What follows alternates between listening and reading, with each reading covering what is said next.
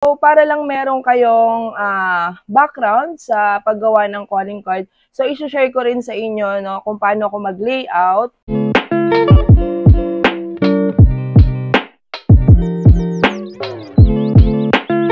Hello! This is Feel Good TV at mali guys, ako si Erin. So, pagpasensyahan nyo na yung boses ko guys, medyo, ayan, paos. Kakagaling ko lang magpa-check up, may ubo tayo. Pero, caring naman. So, magbablog ako today. For today's video guys, ay isi-share ko naman sa inyo yung sinabi ko sa inyo na pa-order ko na calling card. Transparent calling card to.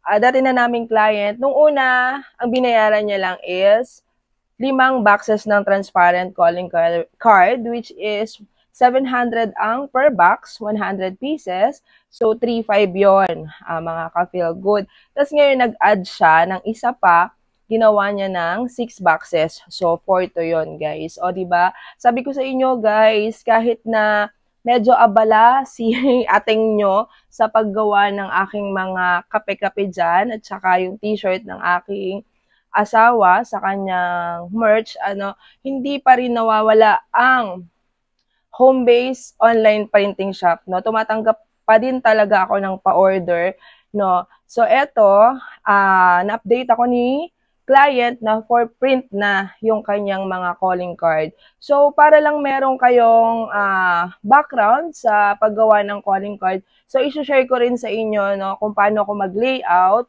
dito sa Photoshop. Pero na-share ko na to dati sa aking mga vlog, sa tutorial.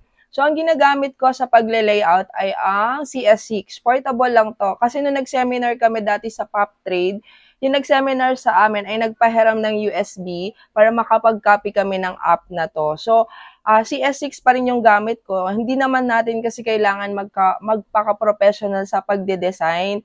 Lalo na kami, free layout kami mga ka-feel good. So, ang in-offer lang namin na design is yung mga simple. Pero, syempre, kapag merong gusto si client, nagsisend sila ng layout na gusto nila from Pinterest, from Google. Kung kaya ko lang din naman na i-layout, kasi andun yung passion mo, no? Yung pagiging creative mo. So, nabibigay ko naman yung gusto nilang layout. Pero kaya naman dyan sa CS6.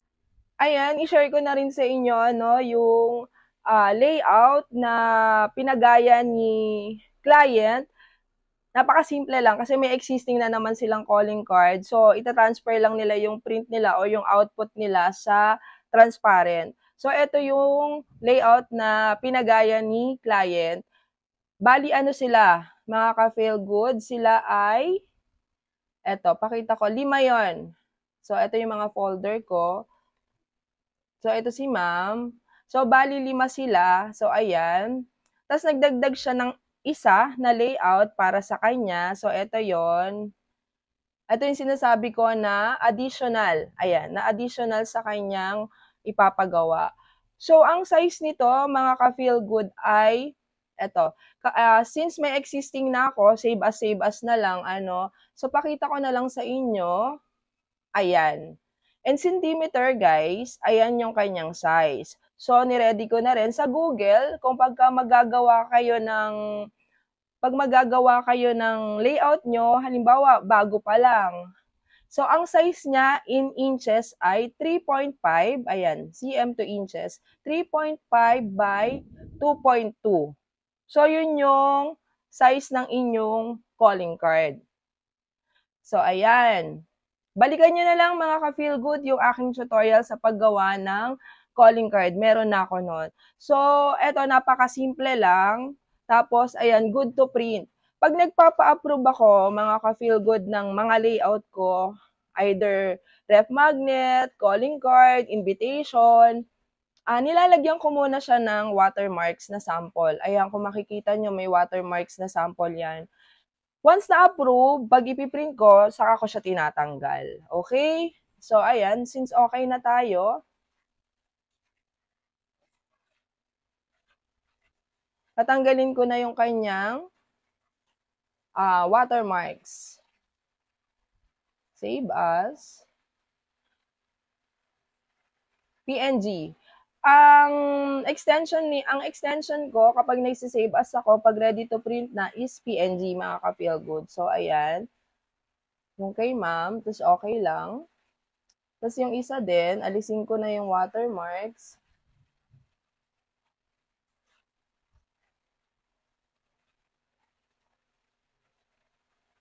Okay. Tapos pupunta lang ako ng publisher, mga ka-feel good. Pupunta lang ako ng publisher kasi nandun yung mga template namin para mag-print. So, ayan. Andun siya sa ice card. Ayan. So, ito, may size din to. Nakaka-feel good. Ayan. So, anuhin ko lang. Tapos, i-insert ko lang yung layout ng calling card. Oops.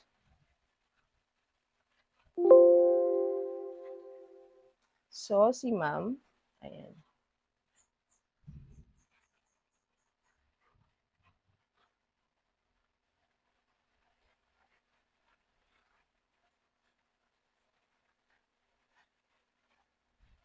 Save. So, duplicate lang natin. Delete. Tapos, insert ko pa yung isa.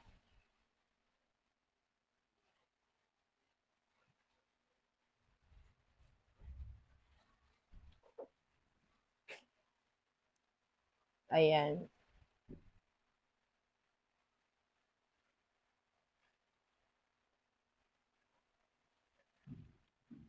Save.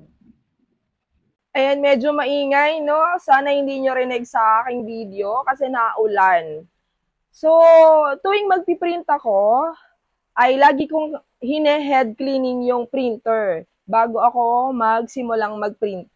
Kasi siguro dahil sa tagal na nung printer, no, lagi siyang nagkakaroon ng, alam niyo yun guys, yung parang mga broken lines. So, dapat, bago kayo mag-print, kumpleto yung lines ng mga color para maganda yung quality ng ipiprint nyo. So, i-nozzle check ko muna at saka head cleaning yung aking printer. So, meron din akong tutorial paano nyo yun gagawin, mga ka-feel good. Balikan nyo na lang yung vlog ko para doon.